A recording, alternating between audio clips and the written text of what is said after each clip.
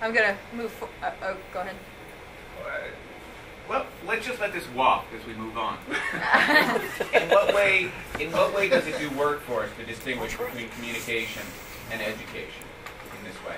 So, for instance, what I've just heard now is that you require having an audience to communicate. So it's not simply putting information out there. It's not simply, making awareness. And as soon as you start relying on having an audience, what you really are doing is trying to impact them, to transform them.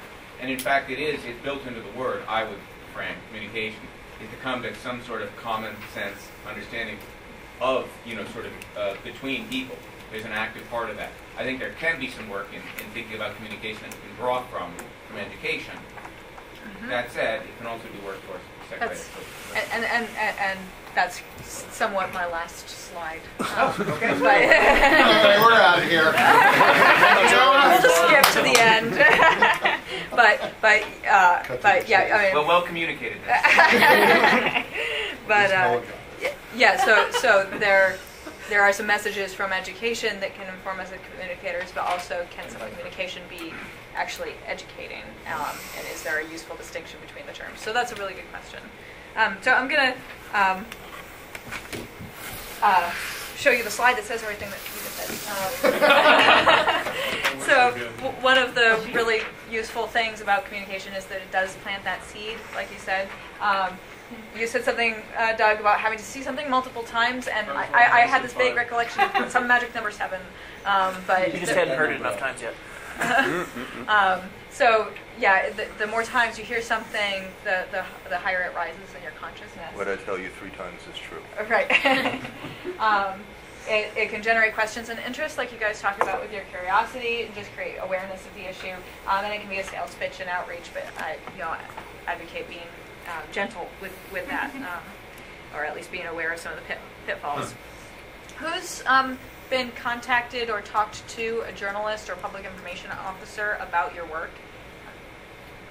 What about in your work in science education research? Okay, most overlapping. Okay. Any stories on how that went? Any bad stories? No, but the very first thing to determine is how much space is your interview going to take. Because if the answer is, well, it's a long TV segment, it's 90 seconds, then there's a certain limit on what you can say. If it's Colorado Matters and you have half an hour, then you can structure very differently the depth. Mm-hmm. Yeah, so being aware of the space and depth into which you can get into it with the journalist. Other stories or thoughts on communicating with journalists? Yeah. So we've had a recent sort of bout of exposure for this recent paper of ours, and one of the things Steve was wise to point out was, be careful that the media may in fact have an agenda. I was pleasantly surprised that most didn't. Which is nice. To me, that's a mark of a really good journalist, this idea of communicating other people's ideas rather than having an agenda. But there were definitely cases where people wanted to put words in my mouth when, they were interviewing me. Wouldn't you say that? Or would you agree with the statement that blah, so I can quote you now I'm saying something that's, outrageous. So there is this sense of helping. I mean, in some sense that's helpful because it helps, scientists frame their work in, more pop accessible ways, but it can also be extraordinarily manipulative. Yeah. And then there's a really good quote from somewhere, I haven't heard it in a number of years, but a small oversimplification is worth a lot when communicating with the public. It's always worth asking yourself, who are you trying to reach? And structure your vocabulary, for instance, to reach those people. Yeah. And you might want to use an analogy that's not quite a perfect analogy to your own real research, but if it's clear, it's probably better for them to get 100% of your slightly simplified analogy than for them to be totally misled by the actual research. Yeah, I call that simplifying while remaining accurate. That there's this sort of fine line between you want to be simple, but not so simple that you've, bastardized what it is that you're trying to say, that it's no longer true. So yeah, there's so much that can be talked about in terms of communicating with the media, and I would really recommend it for those of you who do a lot of talking with the media. There's this great book, A Scientist's Guide to Talking with the Media, which has got all these like really great points about, you know, realizing where journalists are coming from, and, you know, how to get yourself quoted instead of having the journalist rewrite your words because you weren't quotable enough, but how to say things right the first time so that they just take your words directly and then you're speaking for yourself instead of using them as a translator. So this is one reason why I think that communication is really important, because the better communicators we are, the better we can talk to the media, and, you know, the better they'll tell our story for us. Another thing, and this is a slide I actually take when I usually talk about science communication in general, which is I urge people that as science gets more interdisciplinary, that they need to be able to talk to people outside of their disciplines, and that's certainly true for, you know, anybody working in physics, biology, etc. I think it's especially true for us because we're always trying to talk sort of cross-discipline, because we're communicating with people who are not experts in the field of science education research. So just being able to communicate clearly to people who aren't necessarily in our area. It's a little easier with education research, I think, because a lot of our jargon is a little bit more accessible, and a lot of the stories of our studies are not quite as dealing with minutia. And if you want to come across as a reasonable person when you deal with any kind of journalist, realize that that picture could be the stories that the journalist you're talking to is currently working on. And they're working on all of them, right? So if you had to do all of those stories at once, it would somewhat limit your expertise in one field, probably.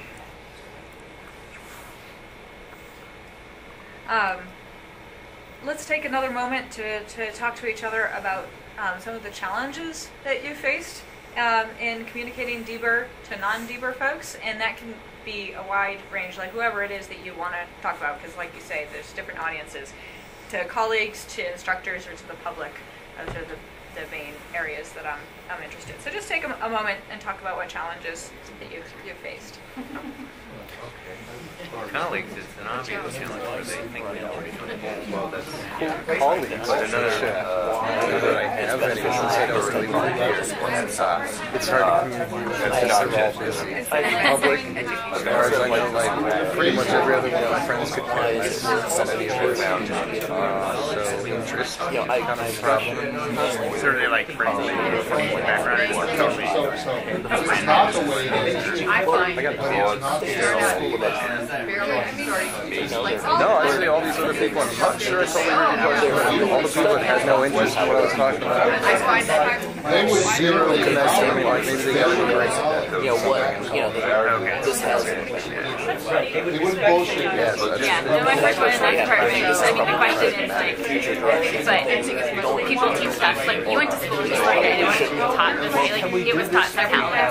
Why should you be different? I haven't really had opportunity to talk about. Let's take another couple seconds to wrap up the discussion. Yeah. I mean, I would say that, well, so I'm trying to find out stuff, which I think is people that are interviewing because they don't have these interests, and I have this background, which is kind of small. And you have to acknowledge, I see that. Oh, why are you doing Let's come back together. I know we can talk about this for a long time. And this is the sort of thing that I think that we talk to each other about quite a bit. Stephanie, are you trying to get the attention of the room? I am. And so I'm just going to keep talking about things that you don't have to hear until you see. So, yeah, this is something I think that we can talk about quite a bit, and that we do talk about quite a bit, but I just wanted to give a chance for these things to come up in your mind a little bit more saliently. One or two things that came up that were particularly, really wanted to share with the group, like insightful, wonderful things. I don't know if it's... Oh, I don't know about that. Oh. Yeah, that just like negated everything. It did. No. Go ahead. We were just talking about how it's often when we are doing research, we're really into it, I think might be a good statement, and there's certain things that we sort of take for granted. So, like, we think, oh yeah, interactive engagement, that's a good thing, we want to find out and improve that. But then sometimes people will question it, or question why we want more women in physics or math or other sciences. So that's usually challenging. It seems like there's sort of these foundational things that we have a position on and we think are good. We have a value statement almost about it. And if we start from there, it's kind of, if people are questioning that, it's a little difficult sometimes. Right. Yeah. So we don't have shared values and beliefs. Yeah. Yeah. I'd say an issue that's been a particular concern to me is something that I might call logistics über alles, which is that many times I have tried to discuss rather broad issues of rather what I thought were rather broad importance with my colleagues, falling under the category of what should our students be learning, how can we most effectively improve our approaches to learning. And the typical failure mode of those meetings was that practical or logistical obstacles were always raised and then dominated the conversation, and the broader conversation never took place. So, just exactly, will we be able to do this? Got derailed in a way, like you have and your it's message. and I never figured out quite how to balance that, because obviously, if you can't actually institute something that you're thinking of in the classroom, that's an issue. But it looked like there was always, somebody could always come up with an argument for why what we suggested was not going to work. Right. But that's sort of backwards management, right? I mean, for instance, if you conclude that it's good to get students talking, then somebody's going to come and say, well, you can't have 200 students talking. You know, it would be disastrous. But if you first establish that it would be good if there was some way, then some smart person invents clickers or colored cards or something else. So I've seen lots of discussions get derailed at what you properly call the too preliminary stage. Oh, let's give up. Oh, we couldn't do that. Before being really clear on what the goal is. Yeah. But you're demeaning your audience, which is they have real concerns. This is the idea that we should control carbon dioxide, whether everybody in the world has to starve to death to do it or not. These are real issues. I mean, you have to deal with them in a real way. So you don't say, oh, it's real good for everybody to talk, if you don't already have the scenario that lets it occur. Right? So you have to put them together. There's a dialectic going on. I hate to use that word. Well, that's why with Noah in the room. There's a dialectic going on between what would be some ideal, which may or may not be good to get, and how you would do it, and then seeing how it plays out. So your audience, does have real concerns, which have and this to be actually addressed.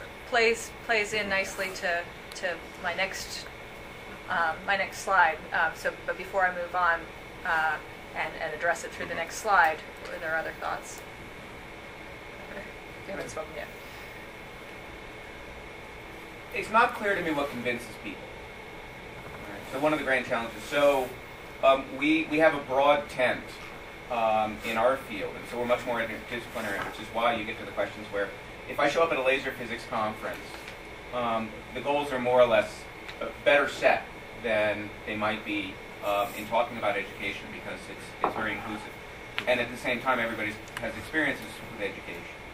So that said, I think what convinces people, or the arguments that convince people, we have a false sense that it is sort of a scientific and scholarly framing about it. The more time I spend there, the more time I'm convinced that we're engaged in post hoc rationalization in most of the decisions that we make.